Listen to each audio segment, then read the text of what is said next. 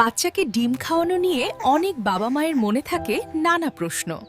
সাধারণত 6 মাস বয়সের পর থেকে বাচ্চাকে ডিম খাওয়ানো শুরু করা যায়।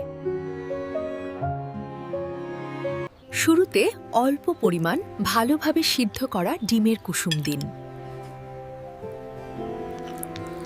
ডিম অবশ্যই পুরোপুরি সিদ্ধ হতে হবে।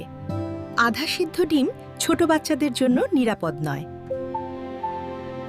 লাল ডিম আর সাদা ডিম দুটোর পুষ্টিগুণ প্রায় একই,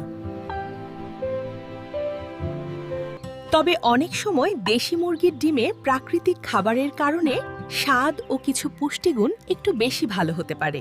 নতুন খাবার দেওয়ার পর বাচ্চার কোনো অ্যালার্জি হচ্ছে কিনাও খেয়াল রাখুন। সঠিকভাবে ডিম খাওয়ানো শিশুর সুস্থ বৃদ্ধিতে সাহায্য করে।